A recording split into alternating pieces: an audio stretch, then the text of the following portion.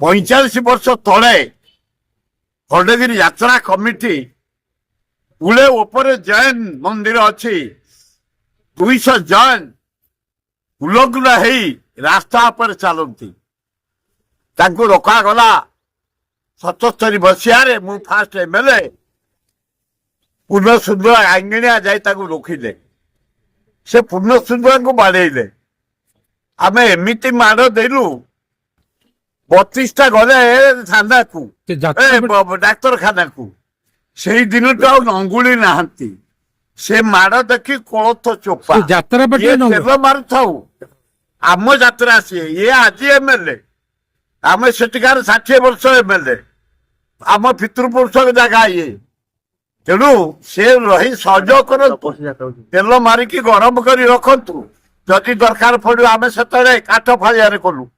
ସେ ଯଦି ତେଲ ମାରିକି କଣ୍ଟ୍ରୋଲ କରିବ ବଢିଆ, ଆମେ ତାକୁ ସାହାଯ୍ୟ କରିବୁ।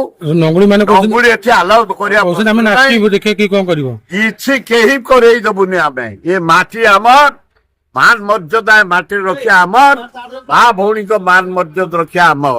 ତେଣୁ ଏଠି ବାବୁ ଦରକାର ନି କି କାବୁ ଦରକାର ନି। ଆମ ଅଞ୍ଚଳବାସୀ ଆମେ ରେଡି। ଆଜି ନୁହଁ 50 ବର୍ଷ ବାବୁ ଜନ୍ମ ହେଇନଥିଲା। ତାଙ୍କୁ ସେଇ ଅଞ୍ଚଳ ଲୋକ ଏଇ ଅଞ୍ଚଳ ଲୋକ ଫିଜିକାଲି ଏମିତି ମାଡ଼ ହେଇଛି 32ଟା ଯାଇ ଡାକ୍ତରଖାନାରେ ପଡିଛି। ସେ ମାରଣା ଭାରି ଭଲ ଝିଅଟିଏ। ବେଳେ ବେଳେ ଟିକେ ଉଦ୍ଧତ ହେଇଯାଉଛି ନା, କିନ୍ତୁ ମାନେ ଭଲ ଝିଅଟିଏ। ମତେ ବି ଭାରି ମାନେ। ମୁଁ ତାକୁ କହିବି ତୁ ଆମର ଉଦ୍ଧତଗିରି କରନି, ପିଲା ଗୁଡାକୁ ନଷ୍ଟ କରନି, ହିଟେଡ କରନି। ପିସା ଖାଇକିରି ହିଟେଡ ହେଇଗଲା ମାନେ ଫେରେ ଆମ ଶଙ୍କା ଗଲା। କଳା ଲିଭିଯିବ, ସବୁ ଲିଭିଯିବ। ତୁ ଗୋଟେ ଭଉଣୀଟେ ଭଲରେ ରହ, ଡ୍ୟାନ୍ସ କର, ନଙ୍ଗୁଳି ଡ୍ୟାନ୍ସ କରନି। ସେ କହୁଛି ମତେ ନଦେଲେ ମୁଁ ରାସ୍ତା ଉପରେ ଠିଆ ହେଇ ନଙ୍ଗଳା ସେ ବଢିଆ ଝିଅଟେ। ମୁଁ ତାକୁ କହିଲେ ନିଶ୍ଚୟ ରଖେ। ସେ ମୋ ପାଖକୁ ଆସେ ମଝିରେ ମଝିରେ। ଅଗଷ୍ଟ 15, ଜାନୁଆରୀ 26 ରାକ୍ଷୀ ପୂର୍ଣ୍ଣିମା ଏଇ ଦିନ ସବୁ ଆସେ, ହୋଲି ଆସେ।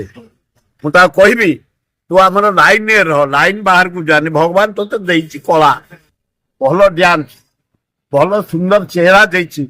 ସେ ଚେହେରାଟାକୁ ନଷ୍ଟ କରେନି, ସେ କଳାକୁ ନଷ୍ଟ କରେନି। ଲୋକଙ୍କୁ ଦେଖା, କିନ୍ତୁ ନଙ୍ଗୁଳି ହିସାବରେ